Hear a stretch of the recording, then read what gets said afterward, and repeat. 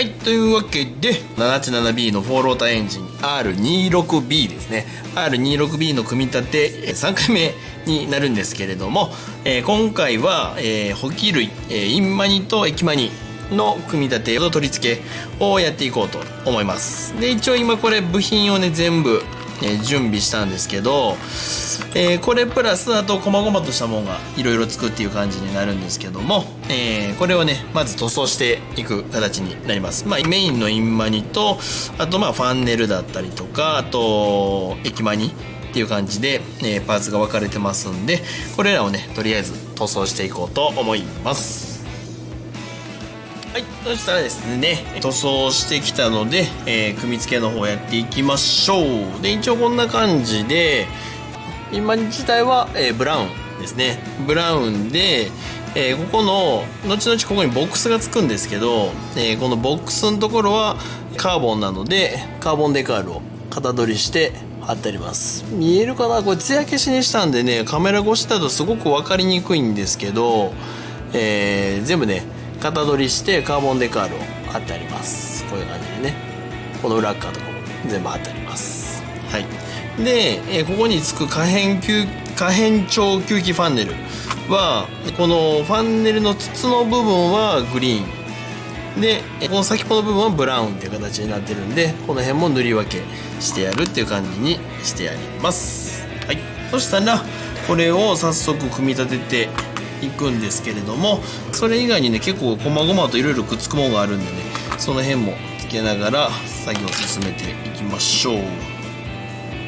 ではこの辺のねこういうちっちゃいものに関しては基本的にはもう瞬着でつけていってしまいます。エポキシはやっぱりね硬化時間がかかるっていうのもあって若干作業性が悪いので、こういう細々としたものはねもう瞬着でチャチャチャチャっとやってしまうのが早くて楽なので。ああ、ちょっと斜めだ。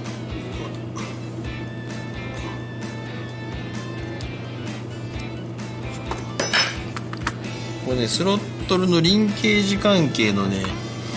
細々した部品がね結構いろいろつくんですよ、この周りに。なのでそれを全部つけていきます。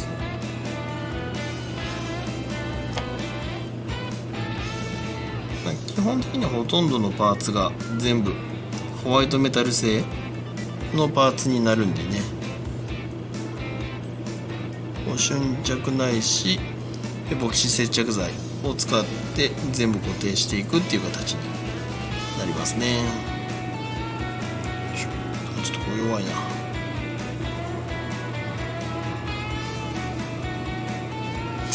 角度がな、よし、こうかな。こういう形でねリンケージのパーツをつけていきつつ、でこっから先ねもうどんどん上からパーツが重なっていって、もう知恵の輪みたいになっていくんでね、先にちゃんと説明書の組み立ての順序を確認した上でね作業をしていきます。にすると作業性が悪くなるだけじゃなくて、取り付けができなくなる可能性があるので、ちょっともう塗装剥がしやがったこいつ、何してんの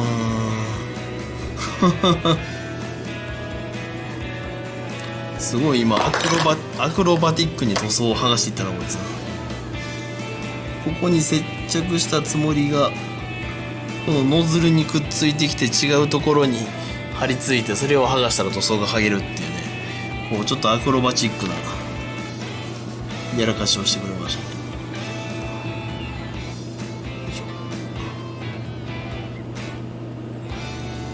これかな。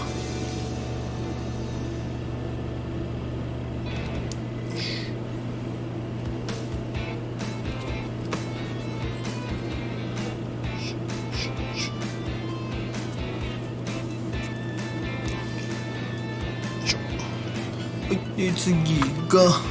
順番的に言うとね、次にこいつかな。本当に言うとこれ後でつけたいんですけどね、後でつけたいんだけどの細いんでね、パーツが細いんで後でつけたいところなんですけど、この上にリンケージが通っちゃうんでね、先につけないと多分作業がしにくくなりそう。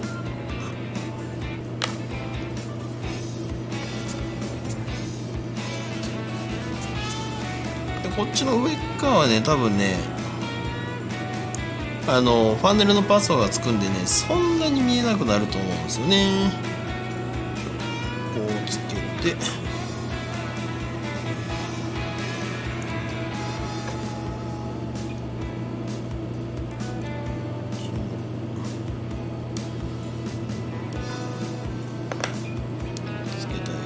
でもこっちからつける方が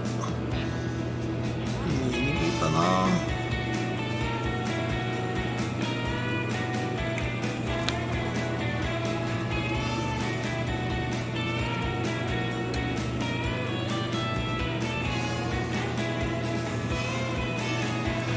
なるべくね、こういうパーツを瞬着とかでつけていくときはね、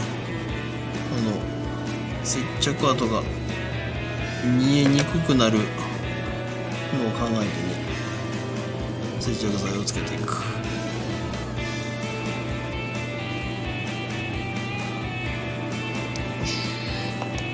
こういう感じでこのリンケージをつけてあげると。で次に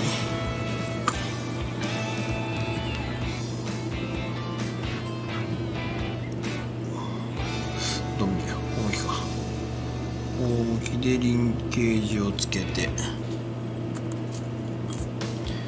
でここにさっきこれつけた方がいいか。めちゃ細かいですよ、この辺のパーツは。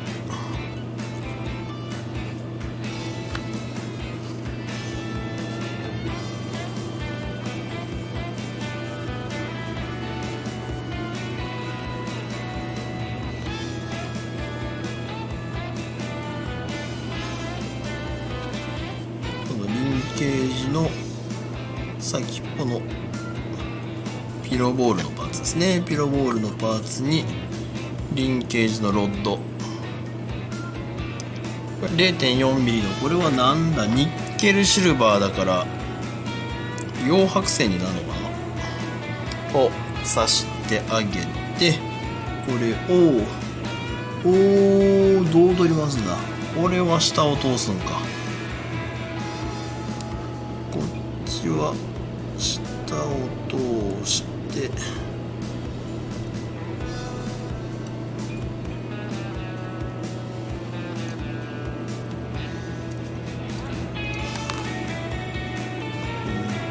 けて、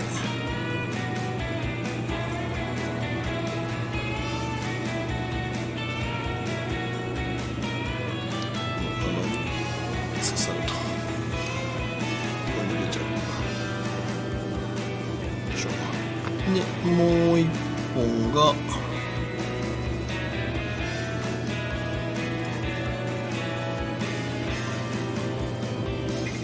長さがこ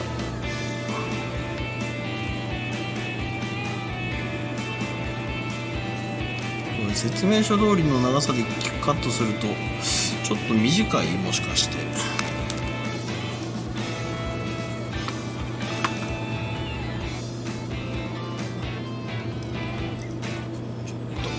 曲がり方もええな。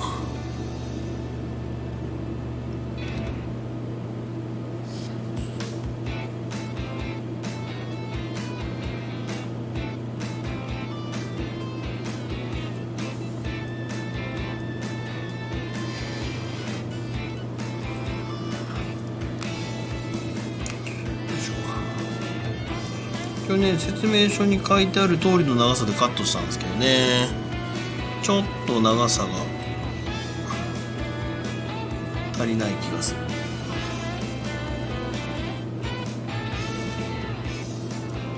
説明書通りの長さで切ってもね、この差し込む時のね、穴の深さとか差し込む深さとかでもね、若干変わってきちゃうから、あれだよな、スペースが狭くて刺さらない。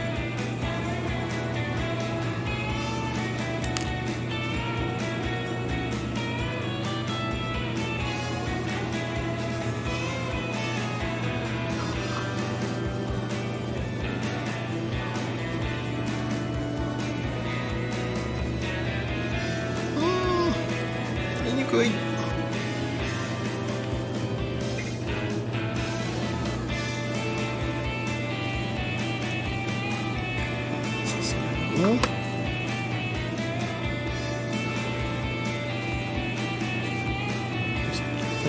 を固定してしまって、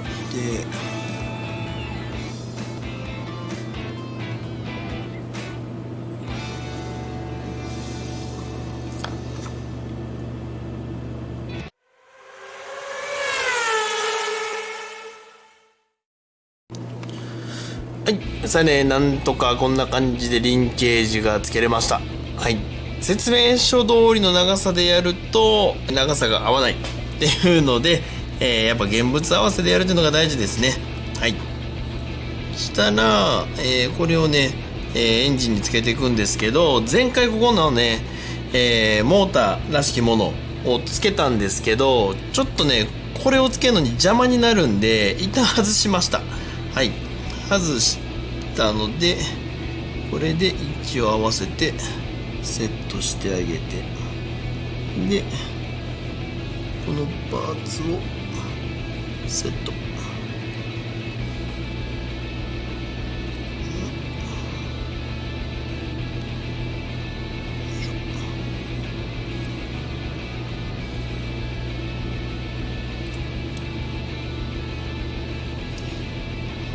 こういう形でつくんだけど、なんか若干テンションがかかっちゃうな。よ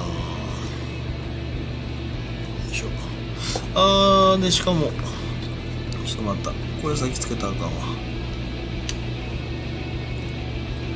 全部のパーツをねつけた状態で仮組みをしてないんですよね。やっとけばよかったな。からどれとどれが干渉するとかがわからんまんまいってるんですよね。よいしょ。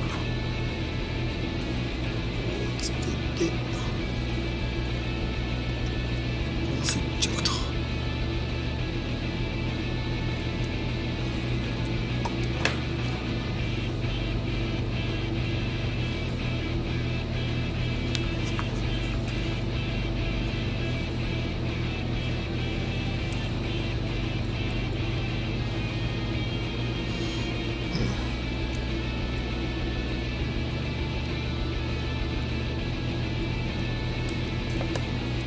こういう形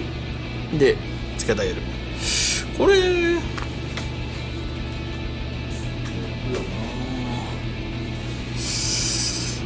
ちょっとね少しこれがテンションかかっちゃって少し曲がり気味になってるんで、ちょっとなんとかいい塩梅にね後で修正してあげよう。でもだいぶわからんくなったかな。よいしょ。こういう感じにしてあげたら、もう一回これを戻してあげる。逆だ。こういう感じ。全部がね結構ねこうクリアランスがねきついんですよね。なんで一個一個慎重につけていかんとダメですね。でこれがついたんで、このエンジンとインマニを接着で、ここ本当はエポキシでねガッチガチに留めた方がいいんだと思うんですけど、エンジンとインマニねガッチガチに留めた方がいいと思うんですけど、これこの後フレームに積んでいく時ですよね。フレームに積んでいく時にもし万が一ちょっと角度が合わないとかっていうのがどうしても出てくると思うんですよね。フレームにつくボックスにこれがピタッとはまるっていう形になるんで、そうなった場合エポキシでつけちゃってるともう取り返しがつかなくなっちゃうんですよ。なんでもし万が一があったとしてもなんとかなる瞬着で取り付けしておきます。瞬着はね便利です。強いようで大して強くないからね。はい、こんな感じ。こんな感じでインマニの取り付けが完了。よし、そしたらちょっと一旦これ避けてあげて、で次にこの可変調吸気ファンネル、こっちの組み立てをやっていくので、まずこれとこれを合体させる。でこれ実写の写真見ると実写もここ合わせ目あるんですよね。なんでわざとこれのパーティングラインは消さずにそのまんま塗装しました。で実写のパーティングラインはこの外側と内側に向いてついてるんで、それに合わせる形でに接着。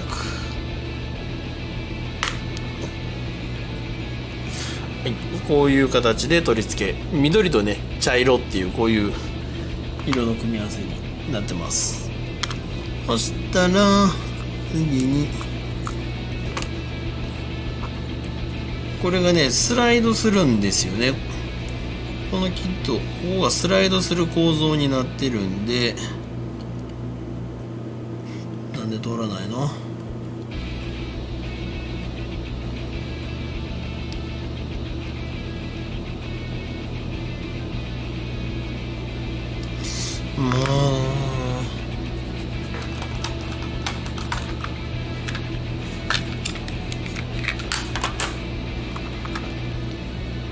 もうスライドする用のね軸になるパーツをねこう通していきます。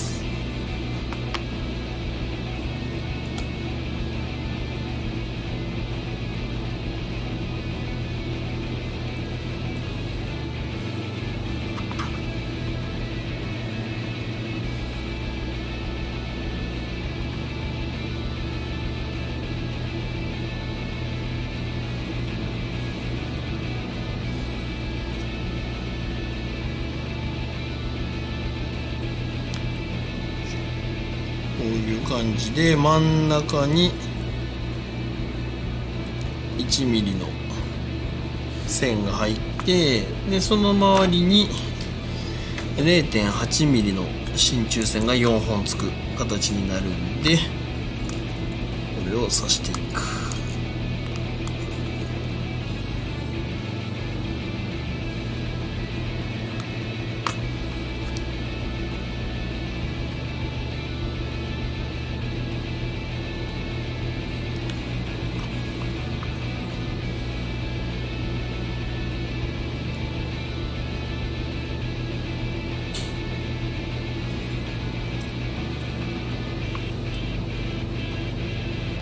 はい、さあねこんな感じで真ん中に1本と周りに4本、この金属線を通してあげたらこっちにセットしていくんですけど、この時に、この中にねスプリングを入れてあげます。でこのスプリングもともとこれもっとちっちゃかったんですけど、引っ張って18ミリまで伸ばせって書いてあるんで、伸ばしてあげたらここにセットしてあげる。ただ18ミリまで伸ばすとここからはみ出るんですよ。これをこれで押し込むっていう感じ。押し込んで何回かシコシコやってると縮んでいい塩梅になってくれるので、そこまでね調整していく。よいしょ、入らない。あれ入ってくれない。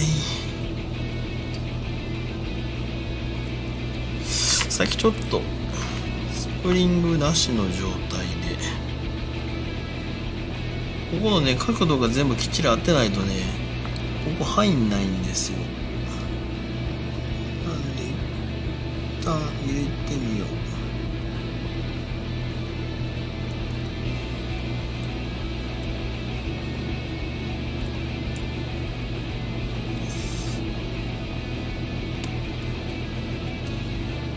こういう感じね。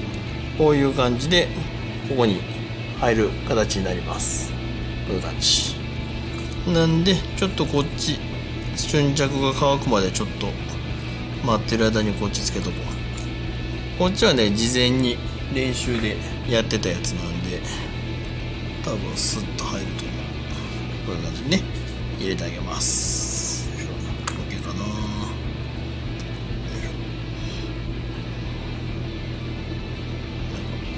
一本若干怪しいな。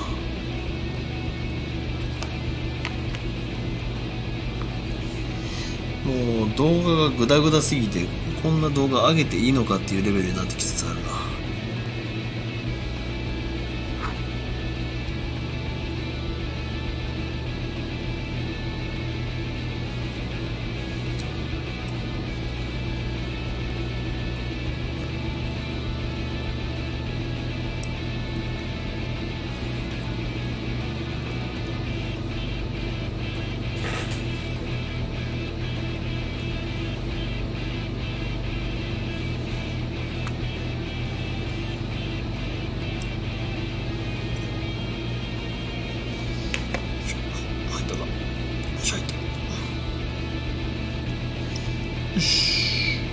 これでね何回かこうやってやってあげるとスプリングの長さが馴染んでだいたいこんな感じになります。若干長さが違うな。よし、はい、こういう感じ。これがね可変超吸気ファンネルってやつでこういう構造になってて、この辺のね機構を使って回転数に応じてこのファンネルの長さを調整するっていう機構になってます。要はねこのキットの説明ではなくなるんですけど、要は吸気側のここの長さって長くなるとトルク重視になるんですよ。